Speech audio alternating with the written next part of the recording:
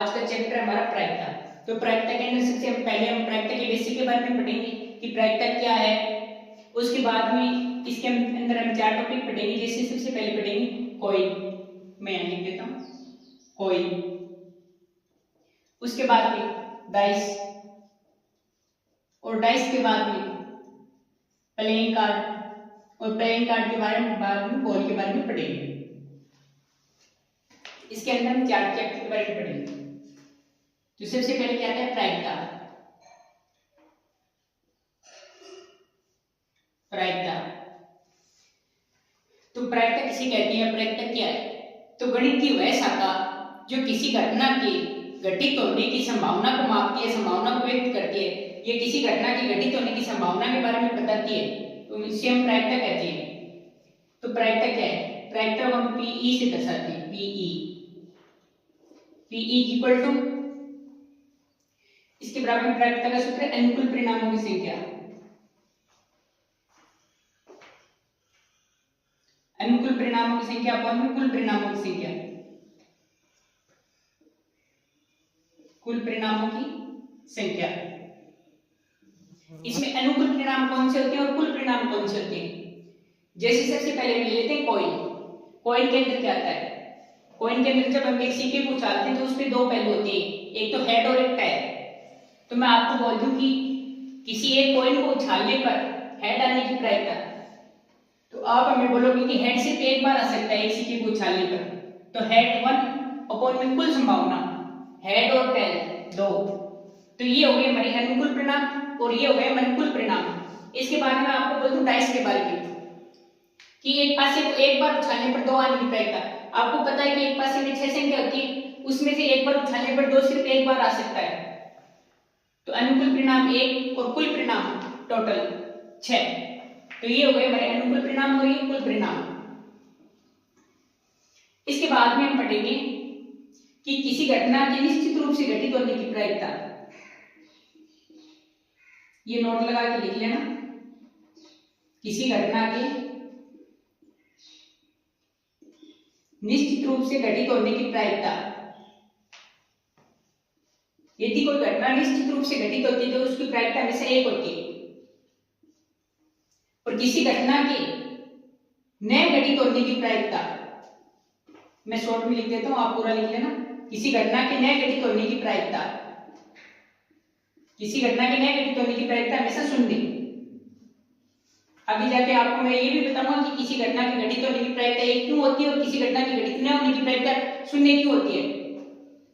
तो मैं आपको ऐसे बोल सकता हूं, प्रायिकता का मान हमेशा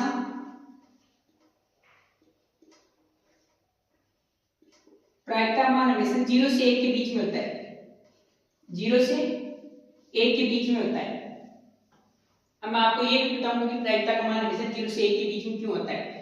जैसे कॉइन की बात करें तो 1/2 ये भी 0 से 1 के बीच में, और 1/6 ये भी 0 से 1 के बीच में। प्रायिकता का कोई भी क्वेश्चन आए उसके अंदर आप ये नोट कर लेना कि जो भी आंसर आएगा उसका मान हमेशा 0 से 1 के बीच में मिलेगा।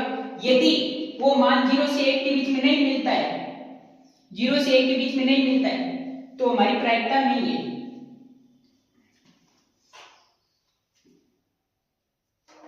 इसके बाद में हम पढ़ेंगे कॉइन के बारे में। तो सबसे पहले आता है हमारा कॉइन।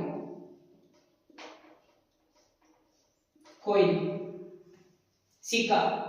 जैसे मैं आपको बोल दूं किसी सिक्के को एक बार उछालने पर कुल परिणाम, तो आप बोलोगे 2, ठीक है, या तो हेड और या टेल। यदि मैं आपको ऐसे बोल दूं कि किसी सिक्के को, किसी दो सिक्कों को एक साथ उछालने पे कुल परिणाम, तो ये तो आ गया हमारा हेड और टेल।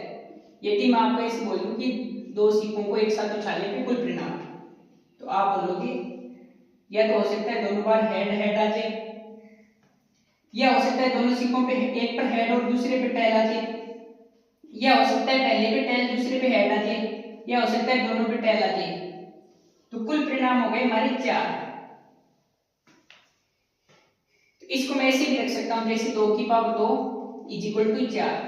यदि आपको ऐसा बोले कि 3 सिक्कों को एक साथ उछालने पर प्रायिकता कुल परिणाम, तो आप बोलोगे 2 की पावर 3, यानी 2 दूना 4 और 4 दूना 8। तो ये कैसे आएगा? मान लिया मैंने तीन सिक्कों को एक साथ उछालने पे कुल परिणाम। तो सबसे पहले आ जाएगा हेड हेड हेड, और हो सकता है पहले दो सिक्कों पे हेड, दूसरे पे टेल, तीसरे पे टेल, हो सकता है दूसरे पे टेल और हेड, और ये भी हो सकता है भाई पहले पे टेल और दूसरे पे हेड। ये इसको देखो लिखने का तरीका है, पहले हेड हेड हेड, फिर head head tail, head tail head tail head head. तो दूसरी पारी बनाने के लिए आप ऐसे लिख लेना। फिर हो सकता है तीनों सिक्कों पे टेल आ जाए, तो टेल टेल हेड, फिर हेड बीच में आ जाएगा, टेल हेड टेल, और फिर हेड पहले आ जाएगा, हेड टेल टेल। तो कुल परिणाम हो गए हमारे 8, जो मैंने आपको बताया 2 की पावर 3, ऐसे भी रख सकते हैं। कुल परिणाम हमारे 8। इसके बाद में हम बात करेंगे क्वेश्चन पे, और यहाँ पे ऐसे है कि 4 सिक्कों को उछालने पे तो 2 की पावर 4 16। इसके बाद में हम बात करेंगे क्वेश्चन पे। सबसे पहले क्वेश्चन आता है कि किसी दो सिक्कों को या दो कॉइन को एक साथ उछालने पर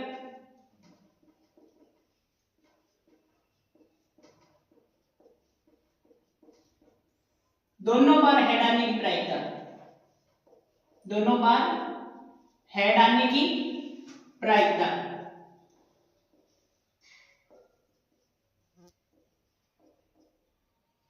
तो सबसे पहले हम इसके अंदर देखें कि अनुकूल परिणाम क्या है, यानी दोनों बार हेड कहां पे आता है, कितनी बार आता है, और कुल परिणाम कितने।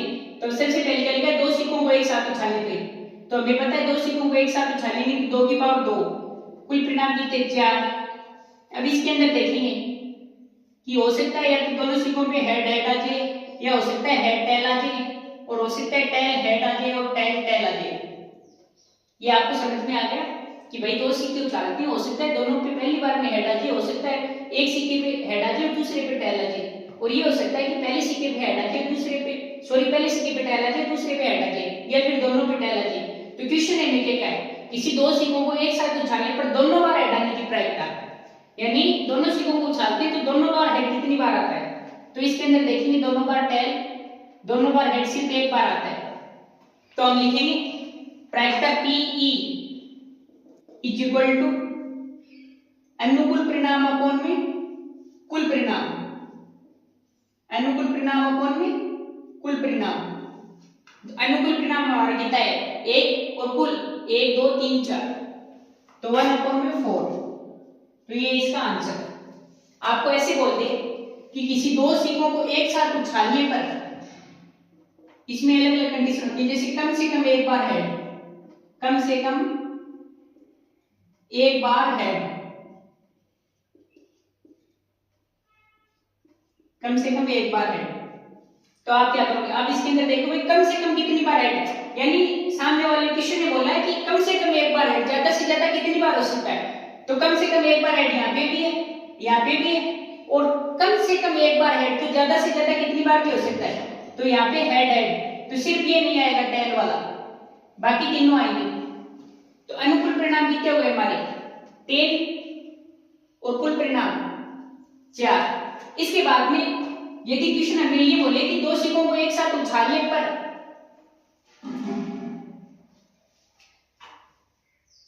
कम से कम एक बार टेल, यानी कम से कम एक बार टेल, इसके अंदर हम देखेंगे कि भाई कम से कम एक बार टेल, ज्यादा से ज्यादा तो कितनी बार भी आ सकता है। तो आपको साफ सीधी बात पता है कि इसके अंदर हेड नहीं आएगा, इसके अंदर भी एक बार टेल है, इसके अंदर भी एक बार टेल है, और ज्यादा से ज्यादा इसके अंदर 2 बार टेल है। तो इसका आंसर भी 3/4। यदि क्वेश्चन ऐसा बोल दे कि किसी दो सिक्कों को एक साथ उछालने पर अधिक से अधिक, क्या अधिक से अधिक या ज्यादा से ज्यादा, अधिक से अधिक, अधिक से अधिक 2 बार है, अधिक से अधिक 2 बार है, तो अधिक से अधिक 2 बार हेड ये भी है, और मतलब ज्यादा से ज्यादा 2 हेड होने चाहिए, 2 से कम हो सकती है। तो इसके अंदर एक बार हेड और इसके अंदर एक बार हेड। तो क्वेश्चन ने कहा है अधिक से अधिक हेड कितने होने चाहिए 2, कम भी हो सकते हैं 0 भी हो सकते हैं। तो इसके अंदर टेल वाला भी आएगा, क्योंकि इसके अंदर हेड है ही नहीं, क्वेश्चन ने मिला अधिक से अधिक, आपको समझ में आ रहा है, अधिक से अधिक, यानी अधिक से अधिक कितने दो ऐड होने चाहिए, सिर्फ 2 ऐड होने चाहिए। 2 से कम कितने भी आ सकती है 0 तक, 2 से कम, यहाँ पे 2 से कम है, यहाँ पे भी 2 से कम है, यहाँ पे भी 2 से कम और यहाँ 2 है, तो ये कितने परिणाम हो गए टोटल 4। तो अनुकूल परिणाम हमारे 4 और कुल परिणाम भी कितने 4, तो इसका आंसर आ गया 1। ठीक है, यदि कृष्ण में ये बोल दे कि अधिक से अधिक 2 टैग, तो इसका मतलब समझ रहे हो भाई, अधिक से अधिक 2 टैग आ सकती, 2 से कम 0 भी आ सकती, तो यहाँ पे 0, यहाँ पे 1, यहाँ पे 1 और यहाँ पे अधिक से अधिक 2, तो इसका आंसर भी 1 आएगा, साफ सीधी बात है जो आपको पता है। इसके बाद में इसके अंदर नेक्स्ट क्वेश्चन ये बनता है कि किसी 2 सिक्कों को एक साथ उछालने पर एक बार हेड और एक बार टेल आने की प्रायिकता, यानी किसी 2 सिक्कों को एक साथ उछालने पर एक बार हेड और एक बार टेल आने की प्रायिकता, तो क्वेश्चन ने बोला है कि एक हेड और एक टेल होना चाहिए। तो इसके अंदर आप समझते हो भाई, इसके अंदर एक हेड एक टेल और इसके अंदर भी एक टेल एक हेड, तो अनुकूल परिणाम कितने हो गए हमारे 2 और कुल परिणाम 4, तो 2/4, यानी क्वेश्चन ने क्या कहा, कम से कम एक बार हेड और एक बार टेल, एक बार हेड और एक बार टेल। आपको बता दूं कि हेड को चित बोला जाता है और टेल को पट बोला जाता है। यदि क्वेश्चन में चित आए तो वहां पे हेड और पट आए तो वहां पे टेल। इसके बाद में हम बात करते हैं